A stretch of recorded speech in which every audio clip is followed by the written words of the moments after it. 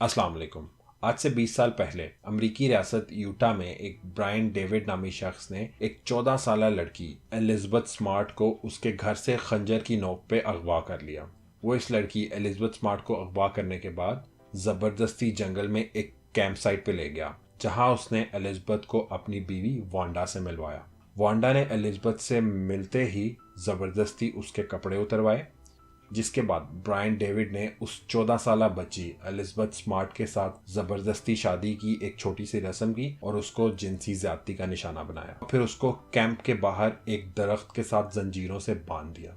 नाजरीन, ये 14 साल बच्ची 9 माह तक इस बंदे ब्रायन डेविड और उसकी बीवी वांडा की कैद में रही, और इन 9 माह के दौरान ब्रायन डेविड उस 14 साल बच्ची एलिज़ाबेथ को शदीद ज़हनी और जिनसी तशद्दुद का निशाना बनाता रहा। उसे मुख्तलिफ तरह से डराता भी रहा कि उसके घर वालों को मार देगा, उसकी बहनों को कत्ल कर देगा। 1-2 माह तक तो एलिज़ाबेथ रेजिस्ट करती रही, लेकिन उसके बाद हैरानकुन तौर पर एलिज़ाबेथ पूरी तरह हर चीज़ में ब्रायन के साथ कोऑपरेट करना शुरू हो गई, गोया कि वो ब्रायन की मोहब्बत में मुब्तला हो गई हो। एलिज़ाबेथ ने ब्रायन के साथ इस हद तक कोऑपरेट करना शुरू हो गया कि ब्रायन अपनी बीवी वांडा के साथ एलिज़ाबेथ को लेकर अक्सर शहर भी चला जाया करता था। जब ब्रायन ने एलिज़ाबेथ को अपने साथ शहर लेके जाना शुरू किया तो एलिज़ाबेथ के पास कई ऐसे मौके आए जिसमें वो ब्रायन की कैद से निकलकर भाग सकती थी, लेकिन उसने ऐसा नहीं किया। एक मौका ऐसा भी आया जब किसी वजह से पुलिस ने एलिज़ाबेथ से कोई पूछताछ की। अब इस पूछताछ के दौरान एलिज़ाबेथ ने पुलिस को अपना सही नाम तक नहीं बताया, हालांकि वो पुलिस को बता सकती थी कि मुझे इस शख्स ने अगवा किया हुआ है, लेकिन उसने ऐसा नहीं किया। वक्त गुजरता रहा और ब्रायन उस बच्ची को अपनी हवस का निशाना बनाता रहा, लेकिन इसके साथ साथ हुकूमत वक्त के ताउन से पूरे शहर में एलिज़ाबेथ की तलाश भी जारी थी।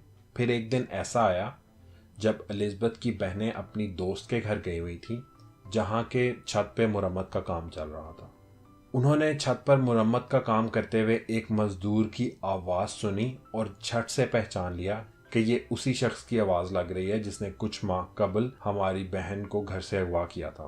पुलिस ने एलिज़ाबेथ की बहनों की इस बात को इतना सीरियस नहीं लिया, लेकिन एलिज़ाबेथ की फैमिली के पुरजोर इसरार पर उस शख्स का स्केच बनवाकर अखबारात और टीवी पर शाया कर दिया गया। एलिज़ाबेथ की तस्वीरें ऑलरेडी टीवी पर शाया की जा चुकी थी। इसके चंद माह बाद ब्रायन डेविड एलिज़ाबेथ और अपनी बीवी वांडा को लेकर शहर आया हुआ था, जहां कुछ लोगों ने ब्रायन को और एलिज़ाबेथ को पहचान लिया। उन्होंने फौरी पुलिस को इत्तला की। पुलिस ने मौके पर आके एलिज़ाबेथ को बाजियाब करा लिया और ब्रायन को गिरफ्तार कर लिया। खैर, उसके बाद केस चला जिसमें ब्रायन की बीवी वांडा को 15 साल जबकि ब्रायन को उम्र कैद की सज़ा सुनाई गई। और रही बात एलिज़ाबेथ स्मार्ट की, तो वो आज एक सोशल एक्टिविस्ट हैं जो कि चाइल्ड अब्यूज़ की रोकथाम के लिए बहुत एक्टिवली काम कर रही हैं। नाजरीन, इस वाक़े को देखने के बाद एक बहुत बड़ा सवाल उठता है कि एलिज़ाबेथ के पास जब मौका था तो वो ब्रायन की कैद से क्यों नहीं भागी। तो नाजरीन, उसकी वजह है स्टॉकहोम सिंड्रोम। नाजरीन, ये एक ऐसी मेंटल कंडीशन है कि जब इंसान के दिमाग को ये यकीन हो जाए कि इस कैद से निकलने के लिए उस शख्स के पास कोई तरीका नहीं, अब उसकी पूरी उम्र इस कैद में ही गुजरेगी। इसमें दिमाग कोपिंग मैकेनिज्म के तौर पर विक्टिम को मजबूर करता है कि तुम इस जालिम, इस अगवा करने वाले शख्स के साथ फुली कोऑपरेट करो, हत्ता कि इसके साथ मोहब्बत में मुब्तला हो जाओ। और नाजरीन, ये चीज़ विक्टिम के कंट्रोल में नहीं होती, वो ना चाहते हुए भी उस कैद करने वाले शख्स की मोहब्बत में मुब्तला हो जाता है।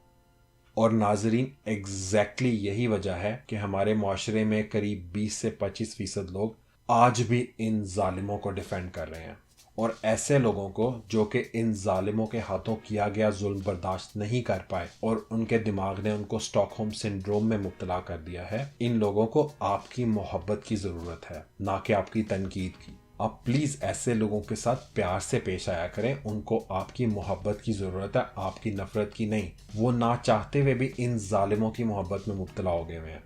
ऐसे में आपकी जिम्मेदारी ये बनती है कि इन मजलूम लोगों पर तनकीद करने के बजाय आप बहुत ही प्यार से इनको समझाएं और इनको इलाज करवाने पर कायल करें।